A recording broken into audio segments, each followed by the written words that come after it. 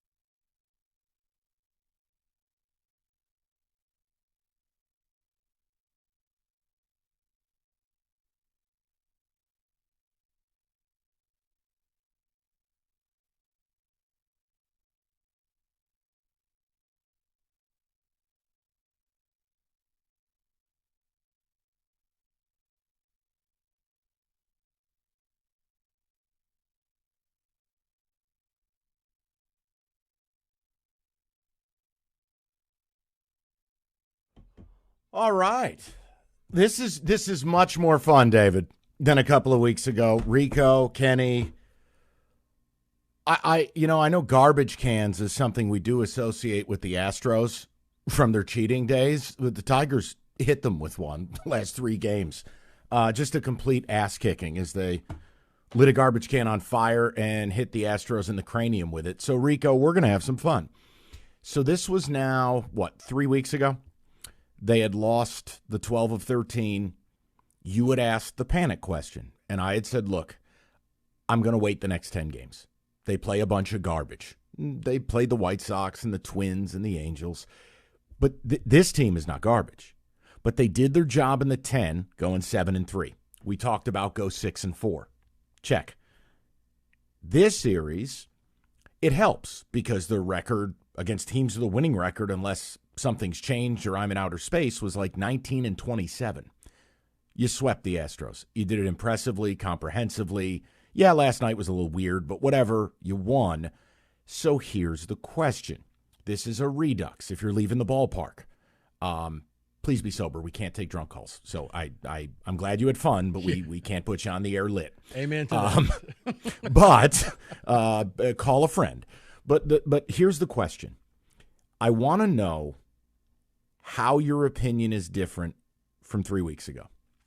Good or bad. Meaning, 3 weeks ago I said, look, I'm not panicked. I'm concerned. I still think they're a playoff team. I still think they'll win a division. But I never thought they were a World Series team, and I don't now. Fast forward the 3 weeks, Rico, I kind of find myself in the same spot. I think they're a really good ball club, and they're absolutely going to win this division. But in my heart, I don't feel that they're a World Series winning team. But I'd like to know where you and David, Kenny, the masses are at. I mean, we always talk about, they beat a bunch of garbage. No, you can't do that now. Not today. And 3 games doesn't make a season. And 3 games doesn't take you from the outhouse to the penthouse. But it does matter, right? Who you play matters. Yeah. And if we're going to sit here and roll our eyes at, oh, good, another win over the White Sox, let's pay some respect. But I want to ask the question. In actuality, how has your opinion changed, if at all? 248-539-9797. It's as wide open as it gets. Rico, to the main stage. No, very impressive, Mike, knocking off a first-place team, holding them to 2 runs the entire series. And by the time they scored the 2 runs today, the game was over. It was 7-0 already. So, yeah, I'm still at, I think it was DEFCON 2. I think they're a playoff team. I am concerned because I've seen what this team looks like when everything goes wrong. And it takes a while to get out of that tailspin. So I'm hoping you don't see anything like that, but I still don't see World Series contender because, Mike, as you know, throughout the playoff run, you're going to hit that streak where you may be, down 2 games and you got to come back and get gritty. And, can they come back and win games when their backs are against the wall and Skubal's not on the mound for the next 2 starts? That's what I need to know. So playoff team, yes. Concern, still, yes. Yeah, and it's okay to say, look, I mean, there's a departure between making the playoffs and winning a World Series. Can anyone do it? Of course. We've seen it. So on a technical level, yeah, I know. I'll save you the phone call if you're out there all with your ass chapped. Yes, they can win it. They can win it, but I'm asking you today, if I asked you to put $5,000 on it, I didn't think so. That's the point. I just think they're good, but I think they have flaws. I think they are limited. And look, in the regular season, they do a great job of, outside of that one weird stretch, they play pretty clean. Yeah. And they do the little stuff. It's not them throwing 2 wild pitches to give up 2 runs to start a game. It's not them walking the bases loaded, walking the run in to lose a game. They generally play pretty clean, and they let you make mistakes. So I'd love to know where everybody's at with it, because I'm not stubborn about it. It's just nothing has materially changed to get me to believe that they are a World Series caliber team. And I've already said all year, for me, I do think they're trumped up a bit by playing in a god-awful American League, in a god-awful division. But they're doing what good teams are supposed to do. You beat those teams. Mm-hmm. And for these 3 games, Rico, you said it. They beat a division leader. They beat a team that's chasing them to try to get one of the top 2 seeds and get the first-round bye. You tip your cap. But I can't materially change how I feel over 3 games. I mean, if you were hitting not you personally, Rico, if you were hitting the panic button 3 weeks ago, no, I do think you need to change where you're at. Yeah. But there are plenty of people who think this team is going to do it. Okay, well then, where are you at from 3 weeks ago? Yeah. I mean, you may have your 1-2 punch with Skubal and Charlie Morton going into a series. To some, they may feel confident. You're seeing the good Charlie Morton. Yeah, and again, it also helps when you get good, bad. Well, it also helps when you start them off with 6 runs. So yeah. Well, yeah, but again, I mean, I have a very bad relationship with Framber Valdez. I'll explain that later. It has nothing to. No, I've never met the man. I hate his guts. So this is the Framber Valdez that I have experience with, and I don't care. He frustrates me. But I'd love to hear from the people. David, Kenny, talk to me. From 3 weeks ago where you were at, same, different, better. What does this series do for you? Because here's what this show doesn't do. We don't do referendum radio. I feel like the rest of the station, they're living and dying with every game. And that's just not how baseball works. That's an NFL mentality. But baseball, no. I try not to react to a week. Sure as hell not going to react to a series. And in the aggregate, you kind of form your opinions with the data. So I would love to know where everybody's at with it. Go ahead, fellas. Yeah, I'm around the same. I enjoyed what they did in this series. Look, doing what you did to the Astros is great because they're a playoff team. They're going to the playoffs. They're winning their division. That right there was impressive. But what I don't have confidence in is still some of this lineup. Yesterday, 0-0, going into extras, and there were opportunities for this team to score. It's not like there weren't opportunities. There were opportunities where especially when McKinstry was on third with the leadoff triple, and you do not get the man home. That's a lineup problem. David, it's like the second school start in a row where yes. you had to sweat it out. He went out there and did his job, and nobody else did until late in the game. Correct. And that's another part of my thing here is, Rico, you said it. Charlie Morton, he looks great. But the fact that we would have to rely on Charlie Morton in the playoffs is a problem for me because he may not come through in the playoffs. It just will be Scooble again and no one else. And that concerns me. And that's why I'm at number 2, DEFCON 2. Really good team. Playoff, can't say World Series. Can't say it right now. Yeah, and if you want to say World Series, say it with your chest. I don't care. I'm not telling you not to be excited about it. I just would love to know the reasons why. And again, I would just say don't base it off 3 games. Be pumped up they got it done, but I still think they're hyper limited against good pitching. They just are. And that's what scares me. And I'll tell you this. You can get this Charlie Morton, or you can get the one who's going to get rocked and give up 7 earned. You can get good Mize, you can get awful Mize. You can get great Flaherty, you can get god-awful Flaherty. There's not enough in the rotation for me to depend on it. Yeah. Not in the playoffs, but in the here and now, no. Look, you can't overlook the last 3 days. That was a hell of a reset for them. And I think it puts a cap on any lingering negativity where, I don't really like the way they're playing. Yeah, well, okay, now they're 10-3 their last 13, and losing 12 of 13 is a distant memory. They're up 8.5 in the division. All is good on the Western Front. Yeah, Kenny, where are you at with it? Or are you at the bottom of a daiquiri? No, I'm not at the bottom of a daiquiri. I wish I was. But Mike, as a married man, let me tell you this. Oh, Jesus. Guy's been married for 10 minutes. Here you go. Lecture us all. Let me tell you as something. a husband. Oh, well. Yeah. Give you some married wisdom, Mike. Buy a suit to get married. No, I'm at the same place I was before. I'm at a 2. Basically, it's because you can't get – this is in the course of a long baseball season, you can't get too highs with the highs and you can't get too lows with the lows. I know that sounds like a cliche. That sounds like a married man. I was about to say, that sounds like deep philosophical married talk.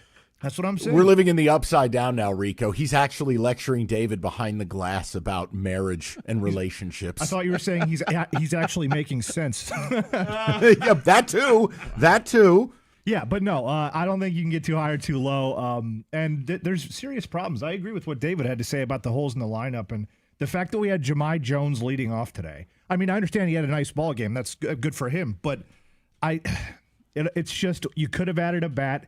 I'm upset they didn't, but I don't think this team is that much different from last year's team in that if the bats go cold in the playoffs, if we have a Matt Vierling moment like we had last year where, Mike, you had the numbers, he was like, 3 for 21 or something like that? 3 for a million. It was bad. It might have been 3 for 34. Sure, but it was that bad. That's the point, though, is we can see it get that bad the same way we can see it get that good the way it was earlier. Yeah, and Kenny, to your point, I mean, we talked about it Sunday Night Baseball. You had Matt Vierling leading off, or you have Jahmai Jones. The problem for me, the whole team could look different if I had last September's Parker Meadows. Yeah. The guy who was leading off. And look, that could still return. But in the here and now, no, I'm happy they calmed everything down. For a minute there, it looked like the stove was about to light the house on fire. They calmed it all down. Did they get the benefit of the scheduling? Of course they did. 10 games against that dreck. But the 3 against the Astros kind of validates that they're back. Is that fair? Yeah, and just how they did it, Mike. Yesterday wasn't easy, but they found a way to win. It was a walk-off walk. But, yeah, you held them scoreless, a first-place team. Like, this wasn't the White Sox. This wasn't the Twins. This was good pitching that you faced, and you went out there and you beat them. So you should feel good. Like, for me, I told you, my concern happened if they fell below 5 games. They flirted with that. They did. They did. It was what the Veerling home run walk-off, or else, they were going to drop to 4 games. But they bounced back, and they don't look like they're pressing anymore. During that losing streak, man, everybody was trying to go up there and hit grand slams at every at-bat, whether it was anybody on base or not. Now they're playing more relaxed. Now we'll see what happens. World Series team, no. Playoff team, yes. Concerns, yes. You know what's nice, too, is I believe, unless I'm insane, so here's what you have coming up. Now, again, this is more opportunity to you get a breather. You do, heading into Labor Day weekend. You're going to get the Royals for 3, you get the Athletics for 3, and you get the Royals again. That's not untenable. And then, Royals for 4. I apologize. So the bottom line is you can keep this going and kind of ice the division out if you're going to play that way. You can give yourself that kind of lead. You'd love to see a few more days off, different things. But, ultimately, they play so many guys. I don't worry about the fatigue. It's a nice response, and I hope it calms everything down. The 7-3 against the bad, you might be able to knock it. Sweeping a good team, that's hard to do. Mm-hmm. You just want to take series. They swept this team. And yes, last night, tough watch. But you'd rather get that win than, wake up from your coma on the couch to go, wait, we walked in the winning run? You've got to be kidding me. 248-539-9797. We will get with the people. We've got a football today to get to. And 5 o'clock, I have one last Lions question after listening to the morning show. And I want to know if I have a read on something. No, because I want to make sure we are giving all people and all beliefs a chance to speak. Okay. We'll see if I'm right. We'll do it at 5. 97.1. History had the gold rush, and then came the oil boom, then came the tech boom, but right now, it's the Wi-Fi boom. And with Xfinity Wi-Fi, it's booming. With a 99.99% network reliability, the power to connect to hundreds of devices, and low lag for smooth connections, Xfinity is fueling the Wi-Fi boom. And right now, you can get the Wi-Fi boom with reliable Wi-Fi with an all-in-one plan, getting the Wi-Fi equipment included along with unlimited data, all for one price for 5 years with the 5-year price guarantee from Xfinity. Visit Xfinity.com, or you can call 1-800-XFINITY or visit a store today. Visit Xfinity.com to learn more. Restrictions apply. Not available in all areas. New residential customers only. Select plans only. Xfinity Gateway with X-Fi Complete required for unlimited data, except in certain areas. Actual speeds vary.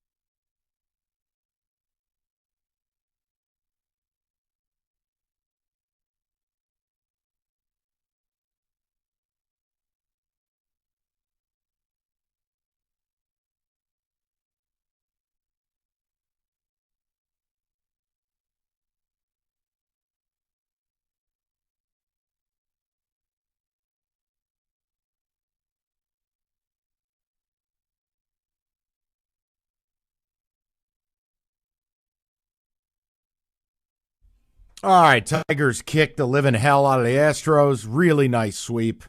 And I think it kind of puts a cap on, I don't know, eliminating any concerns for now. And just, look, losing 12 out of 13 feels a lifetime ago. They've done their job. They've responded. They've reset. And hell of a nice job. You take a series over a good team, 10, 15 games over 500 in August or September. Yeah, man, that's rock solid. But do you believe they're a World Series team? I never have, and I'm not being obtuse. The things I need to see haven't materially changed. They're really good, and they're definitely going to win the division. And I'm not sitting here telling you they're going to be a piñata in the playoffs, but that's just, I would love to know where you guys are at with it. So we'll get to the people, we'll get some ticket texts, and then we'll touch table on some football. Let's go to Dave, 97.1. Dave, how you doing, buddy? Good, buddy. How you doing?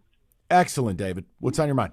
That's cool. Yeah, I would say they'd be a World Series contender if they can consistently score runs and not, okay, this weekend or this 3-game series is cool because they did score runs.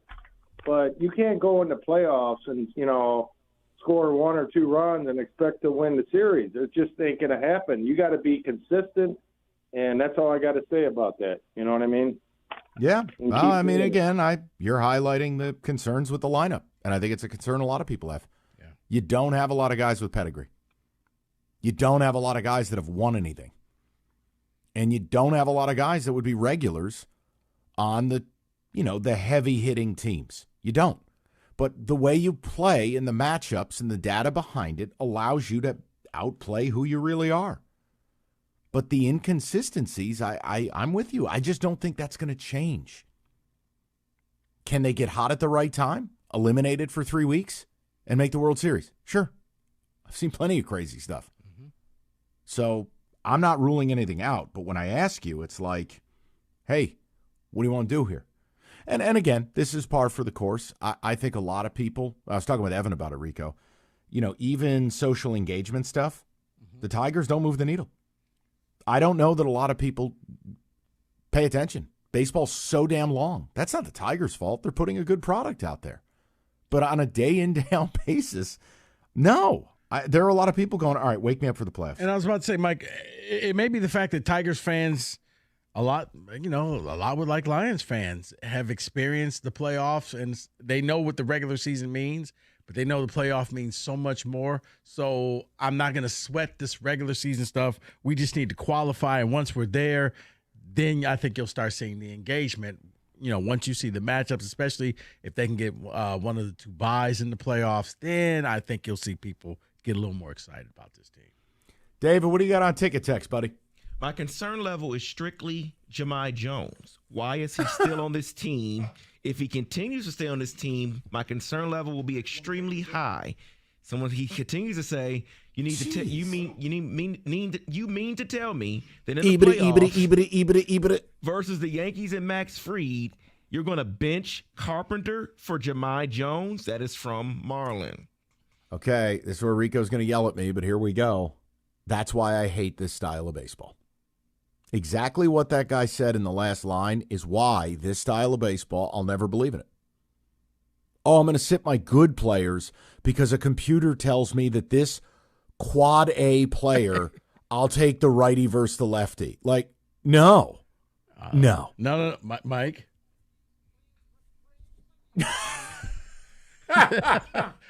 There will be I totally agree. I'm old school when it comes to baseball. If somebody is playing well, I want you to go out on and play and do your thing. I'm not the analytics guy. I'm the antithesis of analytics guy. I like analytics, but when it takes my best players out of the game, that's where take the computer and throw it out the window. Now, when it's my lower level players, fine. There's no one in this town who would call a Kerry Carpenter a low-level player, right? That's the point. So, no, I'm like, dude, this guy really hates Jahmai Jones. Good God. What, did he steal your girl? He was really focused on Jahmai Jones. Sounds like it was the bane of his existence. But yeah, I know. David, go ahead. They're the best team in the AL, which means they're a World Series team. Until Seattle or Toronto shows they're that much better, there's no argument against the Tigers being a World Series team. All right, congrats. We've had a third grader steal their dad's phone. So if you're going to base it on the record and playing in this garbage division, cool, you win. But if you'd like to actually have a discussion about who the best team in the AL is, you might have a different result. But if you just want to, take time out from looking at the funny papers and just let the standings be your guide, go for it. Do it. Do it. It's the same rationale. I mean, the Lions could be a better football team and have a worse record this year. Still want to use standings to tell you? Well, it's like any statistic, Mike. You only use it when it supports you. And no, it's just the low-level crap, and I blame our update people. I blame other hosts. It's just been this incessant droning. Oh, first to 10 wins, first to 20, first to 30. Somehow, they've won 4 straight under a full moon on Tuesdays. Yeah. Guys, it's baseball. It's a long season, and the data goes way deeper than a record. Plus, you have to account for competitive advantage of where you play, what division you're in. I'm bored with that. That line of thinking. It's boring. Yeah, and I haven't seen that, first to whatever since, it was only 60 games this year in baseball? Because after that, I didn't see that anymore. I know. There's just no argument. We're ahead of them in the standing. Okay, cool. Then don't watch the games. Just let it be a data simulation. Just don't even look at what teams have gotten enormously better since April and May, or how teams are playing currently and how that tracks. How their stars are playing. When did they have injuries? Who was hurt? If you just want skin deep, God bless. Continue reading your Garfield comics. Let's go to Dre, 97.1. Dre, what's going on, buddy? Hey, guys, how you doing? What's going on, Good, Dre? What's going on, bud? Yeah, my expectations have stayed the same. I never thought that they were going to do more than win a division because when fall comes, when those towels get waving, when there's high stakes, look at the history of the game. The guys that make the plays are the guys' pedigree. Every now and then you have like a David Freese with the Cardinals. It was that 2011 when he had like that miracle home run. Every now and then you have something like that happen. But most of the time, it's the guys of pedigree. It's the guys who've been there. I'll give you a good example. Mookie Betts is having a terrible year this year for the Dodgers. I don't care how good Carp looks. I don't care how good Green looks or Torque. If I got to pick one person when the playoffs start that I need to at bat, I don't care how cold he's been this year. I'm playing Mookie Betts. You know what I'm saying? Exactly. Because his pedigree, he's been there. I know he's going to do. He's going to be able to rise to the occasion. And it's not – I think that people are so caught up in the fun and the record that it's hard for them to remove themselves that, look, this is fun.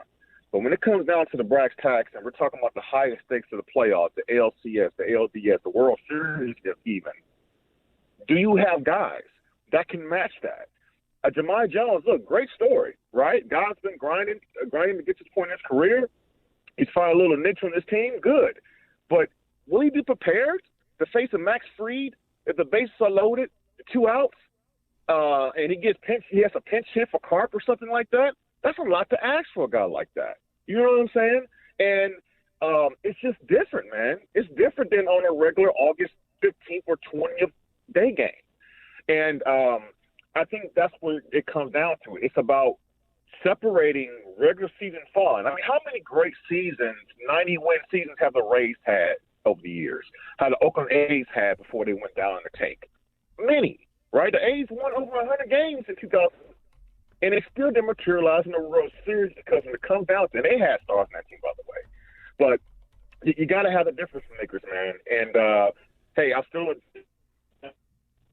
Yep, I think we lost Dre. No, his point about Tampa's good, and clearly this team will have more payroll support, and they're not homeless like the Rays. But just look at the Rays a few years before, now a few years after COVID. Here are your win totals. 90, 96. They went 40-20 in the COVID year. We're just going to scratch that year out. 100, 86, 99. Like, those are all great. You know what they don't have? A championship. And the only time they made the World Series, it was the fakest baseball of all. COVID. So, and by the way, they lost. So, yeah, I get what Dre's saying. It's a hell of a lot of fun to have a good baseball team, but you want to be able to see it through, and it's okay if you have some doubts. It doesn't mean you're not enjoying this. A lot of you are going to need to replace your roof this summer. Be forewarned, there are companies that just, flat out skip over the most important steps, the attic ventilation.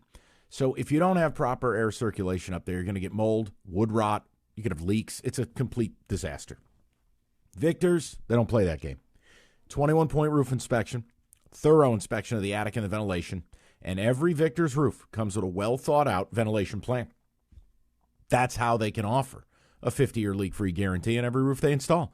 So call for your free roof inspection and estimate today, 866-VICTORS. That's 866-VICTORS, or book an appointment online at victors.com.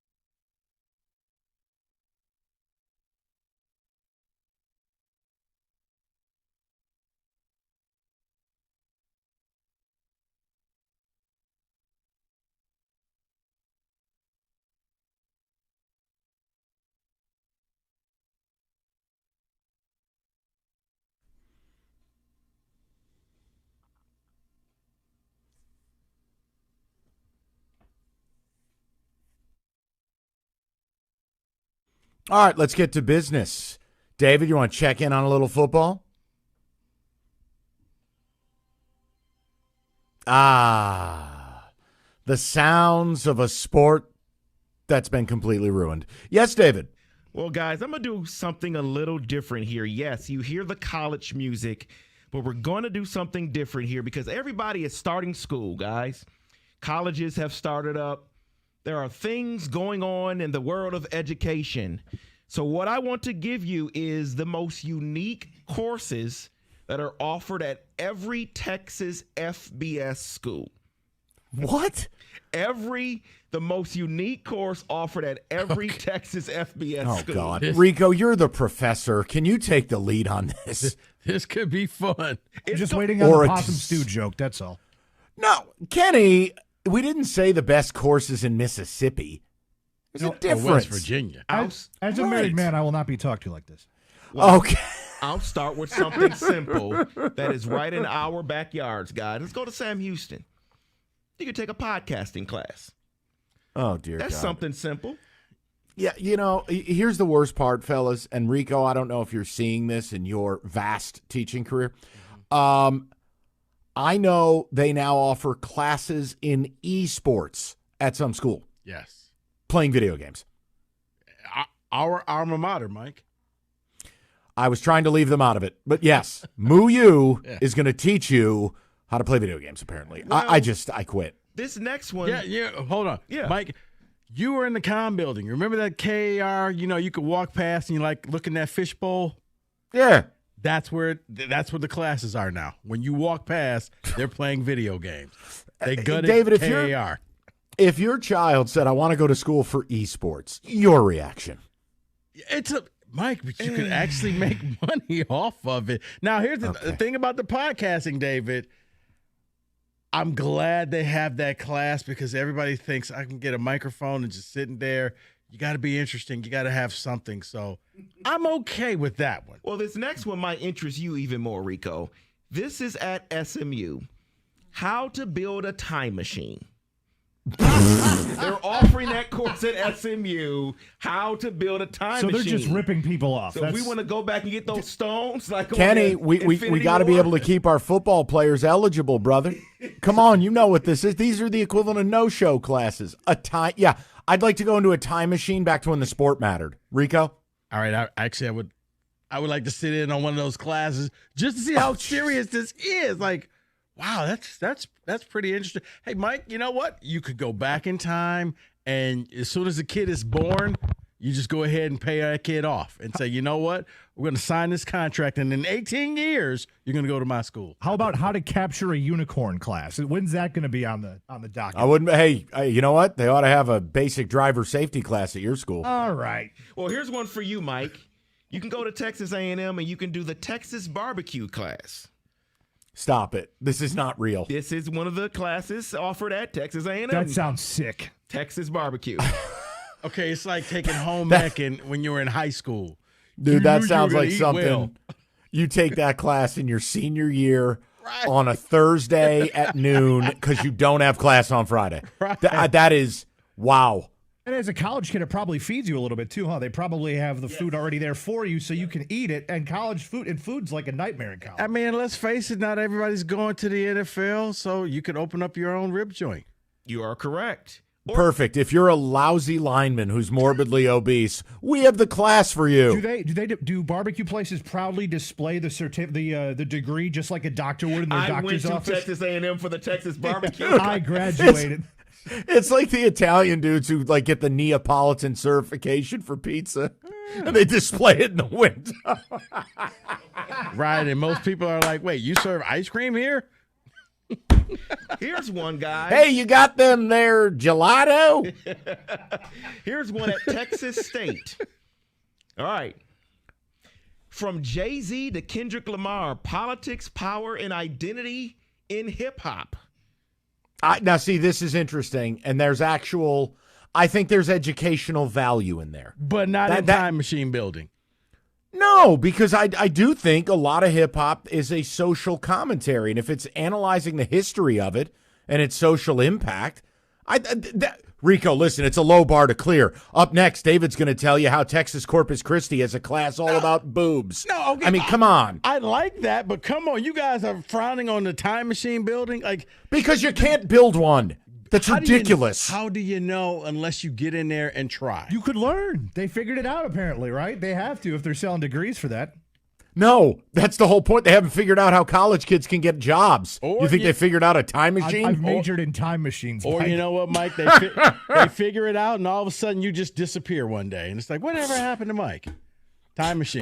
Spartan football killed him. He decided to go back to 1840. Well, if you like that Texas State class on Jay-Z and Kendrick Lamar, let's go to TCU. Okay, this is a good institution. TCU, Beyonce and intersectionality. What they're doing is, I looked the class up, they're breaking down and using her Lemonade album to talk about Black identity, history, and heritage. I thought the Lemonade album was the album where it was like Jay-Z cheated on her and she went through breaking windows. I agree. Wow. That's what they're using for Black identity, history, and heritage. Right, that was the Becky with the good hair album, right? Yes, it was. You know, I'm thinking about this. They could put the final exam for the time machine one at the beginning of the year. So if you did it, you can travel back and pass the test. Honestly, though, since cheating doesn't matter anymore in the NCAA, I hope MSU has all these classes for our football players. I actually want to recruit a team of illiterate players. I want an entire team of Dexter Manleys. I just want to flout the rules. So you mean you want a North Carolina Tar Heel degree? Yeah, I want no-show classes. I don't even care if kids can spell their own name. Right. Can you run a 4.4? Right. Can you throw a football 80 yards? Can you? I don't even care. We could start recruiting some of Kenny's family. Just hill jacks from West Virginia that weigh 350. Right. Can you spell cheat? CHEEET? You're on the team. Good enough. Well, some of his relatives may go to Texas Tech for this class. The zombie in media and popular culture. The what? Amazing. The zombie in media and popular culture. I'm shocked Rico's not an adjunct professor for this. I guess there's a zombie in the media somewhere. I don't know. I have no idea. So are you breaking down The Walking Dead and every other movie like that? You know what? I just know it was built for you. This is your class. You know what, Mike? It actually is because, you know, it teaches you how to run away from the different zombies. Slow walking zombies just be faster than the slower. Well, then the Carl Lewis, Usain Bolt zombies, you're dead. Well, then every Spartan lineman was in that class last year because that's what they played like. Go to SMU and go to that barbecue class, get some barbecue sauce, and just pour it on yourself because you're dead. Well, if you're at Tech for the wouldn't zombies, be shocked if Brandon Baldwin taught the class. No more MSU talk from you. Well, let's finish it off with this one, because if you're at Tech for the zombie class, then you need to transfer to Texas and you need to take the class on arguing the end of the world. Oh, I'm in there. I got 2-1 odds Arch Manning's in that class. You're probably right. Just a table setter to get to the NFL draft. Okay, you know what, David? If half of these classes were offered my senior year, I would have probably taken them. Oh, there's so much more here. There's beer appreciation at Houston. Whoa, that's Kenny's class. Regional Mexican music at UTEP. Not Kenny's class. Rice. Understanding the U.S. through baseball. Oh, my God. That sounds cool. That sounds like a class I would want. Then at UTSA, Mariachi Ensemble. No, not the Roadrunners. Could you You're imagine entangled Rico in this class? Garbage, too? Rico could be in that class. Left, right, 2, 3, 4. Rico's dance school. We finally figured it out. That's where he was last week, and it was welcome weekend at UTSA. Rico was dressed like Luther Vandross all weekend. 2, 3, 4. That is Never what too a much. joke. I mean, hip hop. I like that one. End of the world. Yeah, arguing the end of the world at Texas. Yep. You know what? These are football player-tastic classes. Isn't that just social media every day? Pretty much. Pretty much. So that's what we have, guys. You can take any class at these schools in Texas. That is your... As Cardell Jones once said, everybody, we ain't here to play school. Hey, if you take that esports class and you actually technically are there to play school. Oh, you know, Kenny wins. You know, this is real wisdom from a married man's as a perspective. married man, this has been in football today. That is college football blitz.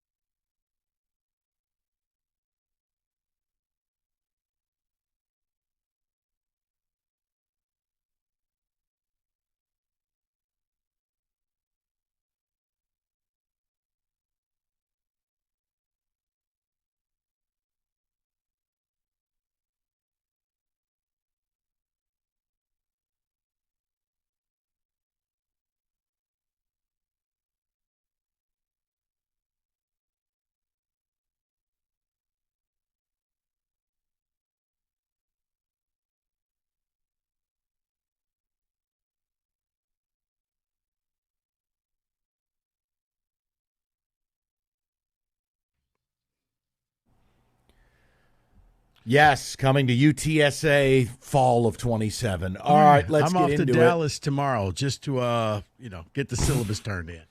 Perfect. All right, if you want Tiger Baseball, Odyssey.com rewind. Talked about it last hour. Great job against the Astros. I wanted to revisit something Lions related. We talked about this Bill Barnwell piece at ESPN, and he's got them as one of the 5 major teams that are headed for regression. And I didn't think any of his points were outlandish, and we didn't get a lot of pushback. We got nothing. So I wanted to kind of reverse this after listening to the morning show. No slander. There was pushback by Jansen, basically thumbing his nose at regression. And why do you assume that would be the case? And it was interesting because I think people have the wrong idea about what regression means. Last year was a fantasy. So I want to talk about things in a realistic term. And Rico, I'm going to put a number on something. Okay. And the number would be this. If you believe this team is going to regress, it means you think they will have less than 12 wins. That's regression. Not 6, not 8, not 9. You're not being a negative Nancy. You could totally believe they're an 11-6 football team, but you believe they will regress. If you do not believe in regression, you need to be 13-4, 14-3, or at worst, 12-5. So with that being the line of delineation, I wanted to know where you fall on this, because maybe the way we phrased it made people feel like if they didn't believe they were going to regress at all, they didn't have a reason to call. They didn't value the 3 big red flags that Barnwell put out there. So go ahead. I wanted to approach this differently, and I think Jim and John did a good job with it, and just ask the people. Like, I do believe they're going to regress. I still think they're probably a playoff team, 10 or 11 wins. I've said it now for 3 months. I think the Vegas over-under's kind of spot on, 10.5. So mark me down for regression. But if you don't, then that means what? Yeah, you believe they're 12, 13, 14 wins. So there's no scenario they're 15. 11 wins is the cutoff. So 11 or fewer wins, regression, 12 or more, you kind of stay the same. You got it. Okay. Yeah. Put in kind of like bumper bowling for adults. All right, people. 248-539-9797. Where do you lie? I'm going still with regression. I'm one of those people that we talked about the different things, Mike. I do believe that missing or reshuffling the center and the 2 guard position, that's going to be problematic for this team because it's going to kind of take away from the strength of Jared Goff, where he could sit back in the pocket and just kind of pick teams apart with all the weapons that he has. Now, as the season progresses, the interior of the offensive line may get better. But on paper, and I'll say this, on paper, you're not going to have any favors from the NFL. You're going up against some big boys, and you're going to have to be able to match points because you're going up against some of the top QBs. So, yeah, I think that Vegas line is perfect, and I do think that it's somewhere around 10, 11 wins. It doesn't mean you're a bad team. It actually means that you may be more battle-tested this year, so that when it comes to the playoffs, I mean, look, last year you were able to win all your road games. It's not about playing at home at Ford Field. The fans are going to go anywhere you play. But, yeah, I'm at the regression part. And regression is not a bad thing, people. It's not saying this team won't make the playoffs. It's simply saying I don't think you're going to be at 12, 13, 14, or 15 wins this year. Yeah, and it also, I think, speaks to admitting last year was a dream state. Then last year's not real. Like it's a once in a lifetime thing that you're going to win 15 games. That's not hyperbole. Go look.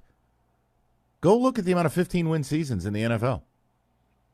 And it comes down to I let last year go. And the reality in the NFL is a vast majority of teams that think they're good are going to be somewhere between 9 and 11 wins. But that is regression. So I would love to know where people are at with it. Because, Look, the Barnwell thing, it wasn't Stephen A. Smith writing a piece. I mean, Lord knows he hasn't written in 25 years. But, like, saying that the interior of the O-line with the shuffling and then putting the metrics for Goff with pressure and without, that's sensible. Talking about, hey, all of the injuries, and right, Lions fans rightfully bemoan the injuries. I did too. But the reality is, hey, knock, knock, who's there? No injuries on offense. A league low. It'll normalize. You're going to deal with the same amount of injuries. It just won't all be on the same side of the football. And Barnwell's point was, it'll still have an impact. It's still going to hurt. You know, those are, I think, sensible things. And then talking about the coordinators, look, no one's saying it's a death sentence and you're going to spiral, but think about how hard it is for a coordinator who's never been a head coach to be good enough to get a head coaching job versus the NFL retread or guy who had coaching experience and went back to being a coordinator after losing a job. You not only had one coordinator do that, you had them both do that. Why is it relevant? Because the odds, just natural odds, are going to tell you you're just not going to get the same quality, the same amount of time. And it's both sides of the ball. That there's an erosion. There's a learning curve. And if I have to hear how the hires came from in-house again, my head's going to explode. Yeah, so did the Eagles hire 2 years ago. How'd that go? They fired both of them. So I think they're still a good football team, clearly. Or as Stephen A. would like to say, Rico, clearly. This anti-admission of regression in this town, okay. Then if you don't think they're going to regress, get on the air. Less than 2 weeks to the season. Tell me right now you think they're going to go out and win 13, 14 games. Say it. Let's put a number to what regression means. Say it with your chest. Yeah, and again, I think John and Jim did a nice job with it. It's nice to hear John talk again. I was worried about him after the other day. It was Lions related, so that's why. 248-539-9797. Do you think they're going to win 12 or more games, and that means status quo, or 11 and fewer, and it's regression? It's a very simple question. David, Kenny, you want to drop us a line here? Yeah, no, I think, well, first of all. As a married man, of course. As a married man, let me tell you, 15 wins is unattainable every single year. So they're certainly going to regress. This is my favorite bit ever, possibly. As a married man. No, like I say, as Kenny presents himself as an oracle of relational knowledge. I don't see how, with the combination of all of the things that we've discussed over the last, I'd say, like week or two, when in regards to, well, there's new coordinators, well, their O-line's rebuilding, well, it just seems like and the schedule is the third one. They have a brutal schedule, especially at the beginning. So if you don't think there's going to be regression somewhere in that, I don't agree much about what you think about this team. Yeah, and Kenny, I also think the regression comes in the fact that they were 7-2 in one-score games last year. So you caught a lot of breaks. No injuries. I don't know if lightning strikes twice for this team. But I'm not a married man. Kenny is. It's the most ridiculous bit ever. 248-539-9797. Let me tell you about FanDuel. Tuesday, August 26th. It's Futures Day. It's a new holiday for football fans. And look, if you're not a futures bettor, it's okay. But for the people who like this stuff, you place one bet, you kick back, relax, and your hope is you get 3-4 months of entertainment. 24 hours of deals, boosts, and bonuses on all future type wagers. So look, cash ticket, we did our Heisman draft today. You know, you like a little John Mateer at plus 2,500. Wait till the 26th. You're going to get a bonus on that. You're going to get better pricing on that. All of that and more. FanDuel, go to the app, plan your futures bets, because FanDuel it's one day and one day only this Futures Day. Play your game. 21 and up. Present Michigan. If you have a gambling problem, call 1-800-GAMBLER.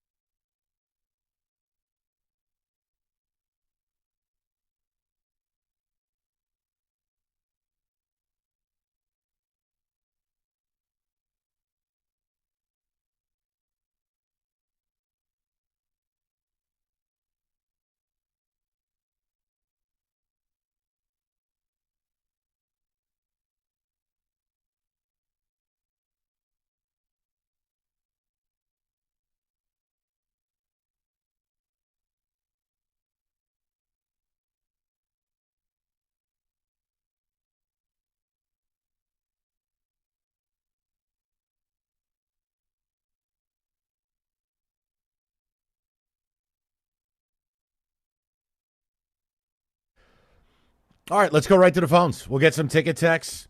Just kind of reinvestigating what we did yesterday and doing it a different way. And I kind of want to play off of what the morning show did, which is, okay, let's put a number to what regression means. No fog of war, no confusion. It's simple. If you call up and tell me Bill Barnwell's an idiot, they're not regressing, then you believe they're going to win more than 12 games. 12, 13, 14, 15, 16, 17, okay? If you believe regression is coming, it doesn't mean you're negative or a doomsdayer or any other lowbrow label that Kool-Aid drinking fans want to put upon you. It just means you think they're an 11-6, 10-7, or if you go lower than that, you will need to explain yourself. But you believe regression is natural. Because what I'm trying to come to consensus on, look, let's let the people behind the curtain, Rico. We talk about this all the time in our show meetings and in our text messages to each other, our emails. Just the idea that you, the Lion fan, you don't seem to want to come out and play. Something went down in January that really hurt you. And whether you're scared, whether you're hurting, whether you just desperately need the season to start to want to talk about your team, there's been something going on here, and it hasn't been this way probably since the last year of Patricia. There's a lack of vibe that's weird, considering there's still a good football team. And it's just trying to figure out, is last year still what's holding you back from excitement? Because to me, the easiest way forward is let go of last year. It's dead. It's gone. Yeah. Can't change it. If you won the Super Bowl, I'd still be telling you the same thing. It's dead. The box is 6 feet under. It's a bag of bones. It's over. Right. Have the attitude of Jalen Hurts, where, yeah, we won the Super Bowl. We moved on. Correct. But that's where we're at. So let's get to the people. We'll go to Mike, 97.1. Mike, how you doing? Okay. And I hate my life. Just tremendous. Let's go to Raymond, 97.1. Raymond, how you doing, buddy? Doing great. That's tremendous. I have a personal issue with you, Mike. I was listening to yesterday's show, and I have to call you out and throw a flag on your slander of Forward Down the Field. It is just a beautiful song. Okay. However, noted. I do believe that the song just needs to be remastered. It just sounds way too 80s-ish. Like, if they could just, re-record it with an actual live band, I think it wouldn't sound so terrible. See, Raymond, I don't know. I think that's the feel of it. If you re-recorded it, it just wouldn't be the same. I think that's why people like Kenny love that song so much. It's catchy, I'm telling you. But anyway, I do think that the Lions are due for regression, and I think you're right. There's just no way that they're going to go 14, 15 wins. Now, I will say this much. I think that the listeners kind of misunderstand you guys, because you guys actually want to be proven wrong. Like, if the Lions do go 13, 14, 15 wins, that's root for radio. That's fun. Amen. That's going to be a fun time in Detroit. And if they went 14, 15 wins, you might already be talking about building a statue for Dan Campbell. Because I don't know how they're going to do with new coordinators, with new offensive line. But I like what I'm seeing in camp. I really just need to get to week 1 because I just need to see this in practice. Now, I think the defense is really far along based on what I'm hearing, what I'm seeing. But again, all that is just, against guys that they're going against every day. I really need to kind of see them in Green Bay, in Lambeau Field week 1 and see really where this team is at. And this defense might be the portion that actually carries them to 13, 14 wins if and only if Davenport stays healthy. Yeah, and look, Raymond, I think it's something, and again, Raymond, it's funny. It's like people only hear what they want to hear. I think Brad Holmes has done a great job, especially taking the secondary from being horrific to maybe being the strength of this team. My disagreements about lack of concern for the front four, that aside, no, the secondary might be able to carry him, and they're going to need it with the quarterbacks they're facing this year versus the garbage you faced last year. This secondary is going to have to play up. And they've got depth. They've got a couple of high-end guys. No, you might be right. But there's no scenario the defense could play poorly and they get off to a good start this year. None. No. No, I don't see it now with that schedule opening up, playing against those quarterbacks. You playing those teams, you think you're winning 38-35 every week? No. The defense will probably be ahead of the offense. Yeah, when you think about it, with 3 of the top 4 quarterbacks, we all say the big 4, you're playing them. Yeah. On the road, all 3. I still get nervous with long-term Noah Lee McNeil. Yeah. And we're starting a rookie. Well, and for people who are like, well, but the secondary is the strongest part. Yes and no. The secondary can be, but the only way the secondary is the strongest part of the team is if you get a pass rush, because if you're not putting pressure on the quarterback, Mike, nobody's going to sit there and cover a wide receiver for 6-7 seconds. Somebody's going to get open, period. Let's check in on Mike and see if the elevator music is back. Mike. Hey guys. Thanks for there he is. Had a mini emergency there, yeah.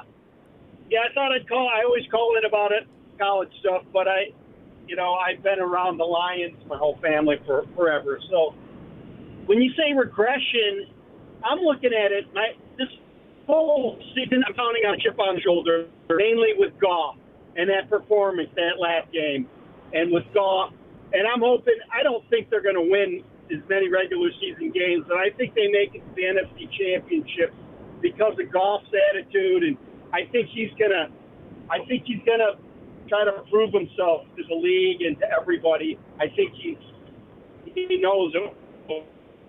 And even the defense, if he would have played like a really good game, they would have beat Washington.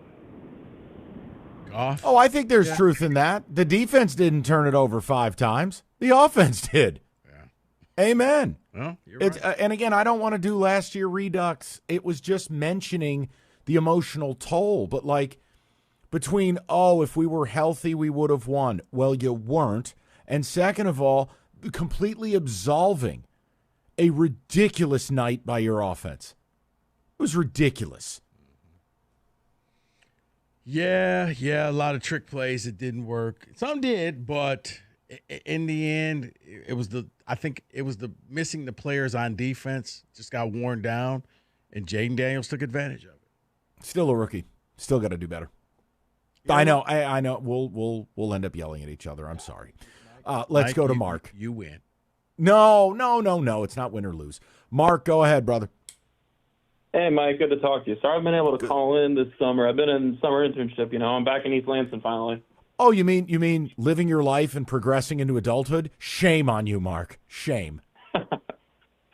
So here's where I'm at. I think you have kind of not lost your mind, but I think you're forgetting this team a bit.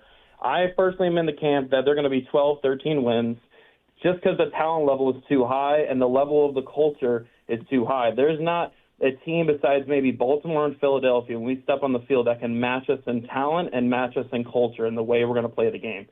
I also think, I'm expecting a 2019 Christian McCaffrey season from Jahmyr Gibbs. I think he's going to be really, really special this year. And in terms of the offensive line, because that is my biggest concern, is that interior, I think they're going to run a lot of 12 personnel, 2 tight end sets. There's going to be a lot of outside zone, a lot of pulling Panay, stuff that's not going to put a focus in the middle. And when they do need to hand it to Monty and run it up the middle, I think it's going to be a lot of gap, a lot of just push the plow in front of you. I mean, Mahogany and Tate Ratledge, that's their bread and butter. So that's where I'm at. However, I'm a little weird because I think the win record is way higher than a lot of people think. We can't win the Super Bowl, though. I don't care what the record is. I mean, if you look at the past 25 years, every team that's won it either had a driving force at quarterback or they had a defense that was so good it just decapitated the quarterback on the other side. We have neither of those things. And I'm just losing my mind. And it's like, Brad, please add the pass rusher. And he just won't. He won't. So I give up. We were given this great team. We got Margot Robbie. She's here. She's on the couch. She's watching us play Call of Duty. And all she wants is dinner, some attention, a defensive end. And we're blowing it. We are. So I bet on the Bills this year. This team can't hurt me. I'm moving on. Mark, you're on your phone checking your social media. I'm done. I'm done, man. Instead I of know paying where this attention train to is Margot heading. Robbie, you're checking your Twitter account. Okay. Mark is a glass case of emotion. Oh, man. Deep we breaths, were, Mark. we were everywhere during that call. Appreciate the call. Oh, go Also, ahead. by the way, only in this town, Mike, I think you've lost your mind. I'm at 11 wins. He's at 12. Like, wait, what? A one-game differential's losing my mind? Wow. You know what? What a difference a year makes where you had them winning the Super Bowl and everybody was building a statue for you. Now I say 11. That's not good and enough. It's the haters' ball. That ain't good at 11. We could win 11 just falling out of bed. Yeah, no. It's just I mean, it is the defensive thing. I don't think it's narrative. They clearly have a plan, Rico. I just you see how the league is run. I ask people to look the last better part of a decade in the NFC. Rams, Bucks, Niners, Eagles. Look at the construction and the moves and the approach by each organization in the last decade. It was full throttle, all in. Go look at it. And you'll say, oh, the Niners didn't win a Super Bowl. They got there twice. And it should have been third times if a guy didn't have a ball bounce off his boob, Jaquiski Tart. The Eagles, 3 Super Bowls, won 2 of them. The Bucks, COVID, all in. And got it done. And the Rams, F them picks. Guys, I'm not crazy when I say it. And I'm not mean or a jerk or any of the other slurs you want to hurl my way. Mike, nobody conservatively makes their way to the Super Bowl. Nobody just kind of gets But doesn't it feel like that's there. what this team's trying to do? Right. It does. It's like they figured it out. They know the cheat code. Just wait. You'll see. And it doesn't mean they can't. It's just about give yourself the best odds. 248-539-9797. We will get to the people next. 97.1. Hey, it's not too late. Classes are filling up, and they're getting ready to start at Specs at LTU in just a matter of weeks. If you're interested in a career in radio, TV, you're a graphic design artist, let Specs at LTU get you started on your career path. But, man, you need to hurry up and do this quickly. 1-800-CALL-LTU is the number you need to call to make an appointment with an admissions counselor to get set up for your future. You're going to learn from people like myself who actually work in the business from day one what it takes. So you'll end up with you'll be in the graphics communications program, the digital media arts program, or the broadcast media program, but you got to get started today, right now. 1-800-CALL-LTU. That's 1-800-CALL-LTU.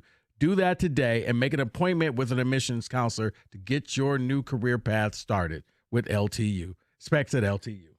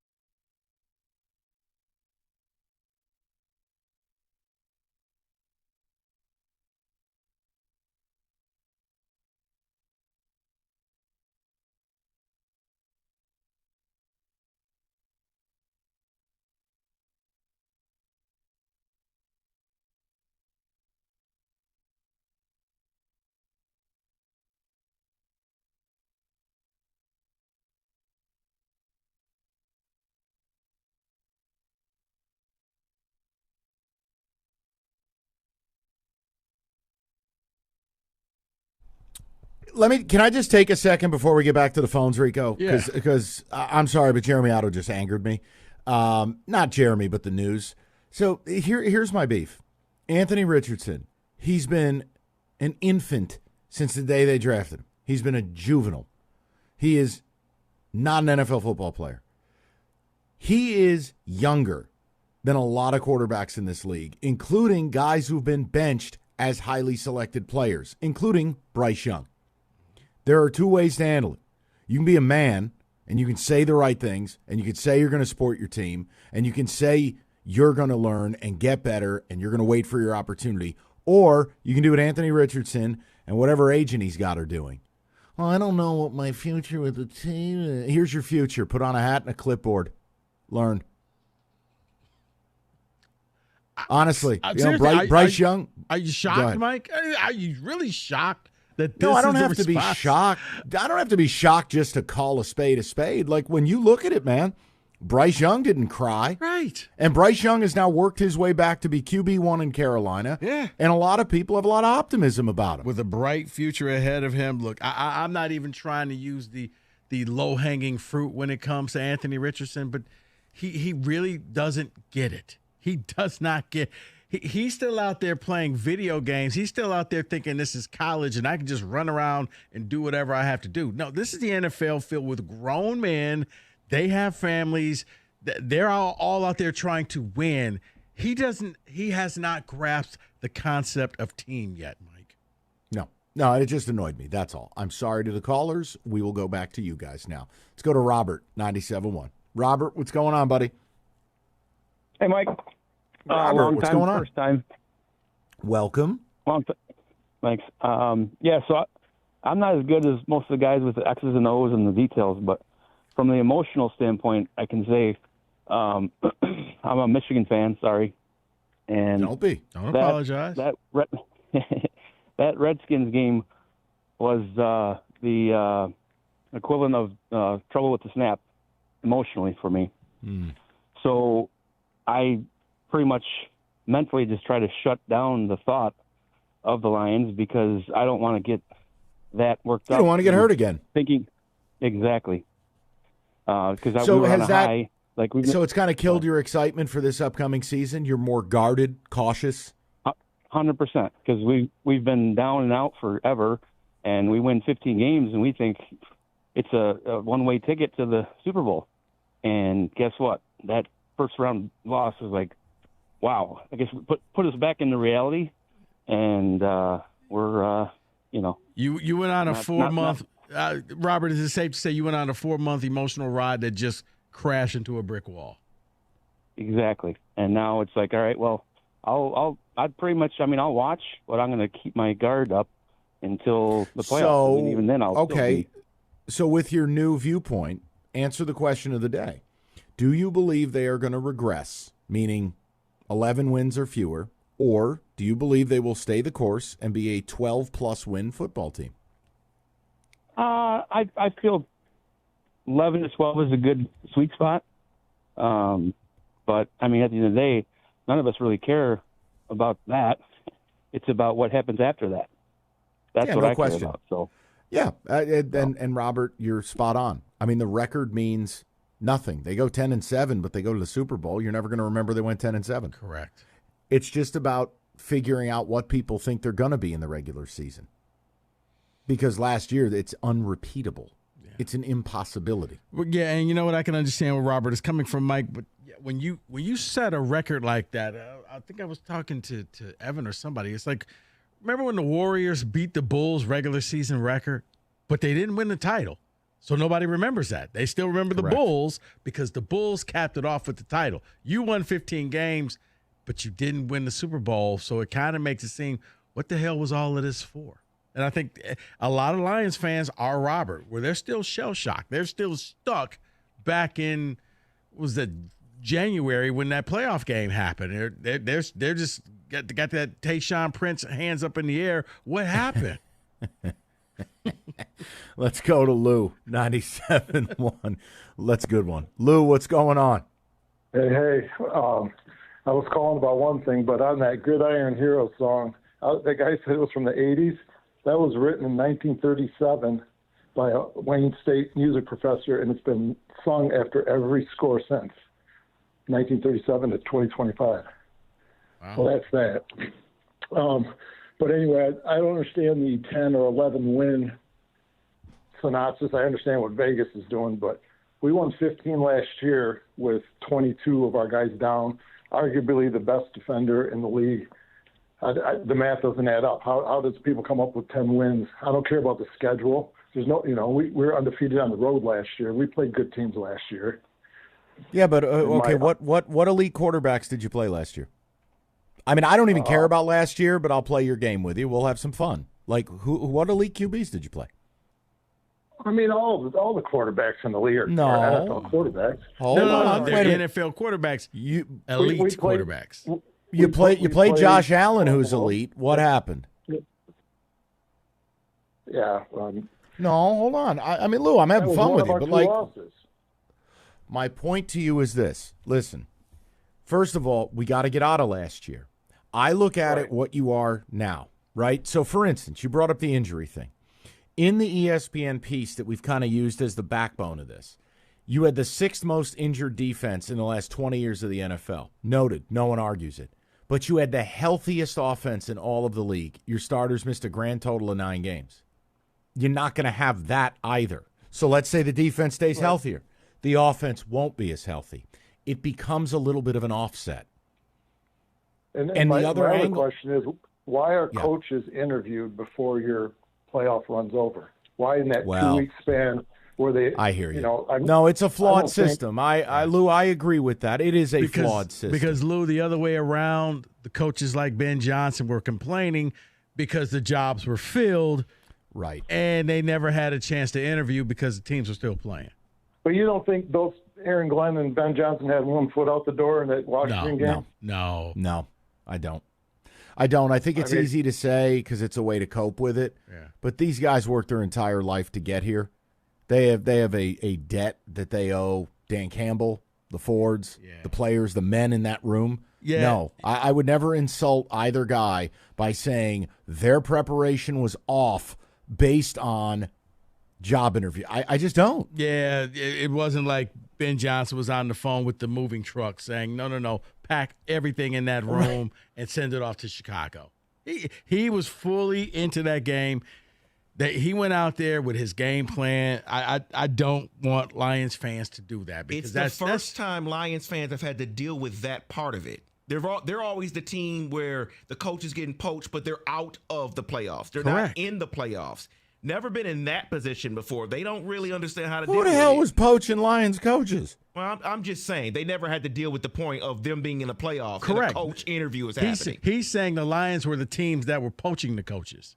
And that's what I was trying to say. Thank you, Rico. Okay, now I understand. Thank you very much. Yeah. And again, to cap it, Lou, you can't use last year as any relevance to this year. You got to take a level set on what your team is. Did we get better at either coordinator spot? No. In fact, you probably got worse. How much worse? We're about to all find out. Okay, well, did we get better from a talent standpoint? Well, by getting healthy on defense? Sure. But we just talked about it. You're due for some serious injuries on offense then. And then you look at, okay, well, what about, what else do you see? And you're like, okay, well, how about the fact you lost Ragnow and Ziegler? Like, those are major losses. Now, can Tate Ratledge and Glasgow and Mahogany, can they comprehensively? Maybe, but I do think that'll take time if it's going to happen. And to Rico's point, the schedule is different. You know, last year the Dallas game was supposed to be amazing. They were garbage. The Niner game was supposed to be a battle for the top seed in the NFC. The Niners' season was over. You know, and when you get in a habit of simply winning every close game, no, that's going to come back to bite you. The Rams game to open, that was an overtime game. The Houston game where you threw 5 picks on the road and still somehow cosmically stole it, kicking a field goal to beat Minnesota in the final stages, a field goal to beat the Packers in the final stages. Yeah, that stuff has a way of coming back around. Thanksgiving Day game where the Bears coach went brain dead for the final 40 Eberflus, seconds. stare at sky. All right, Northville Lumber. Largest Trex decking outlet in the country in Northville is Michigan's Trex Superstore. They stock all colors of Trex decking, railing, lighting. They have it all the time. Absolute lowest prices. So whether you're a builder or a do-it-yourselfer, you can count on Northville to have everything you need when you need it. You go to their brand new showroom, you need to ask, excuse me, is this in stock? Yes, everything's in stock. Don't waste my time. Call Northville Lumber, Michigan's Trex Superstore today, or go to northvillelumber.com.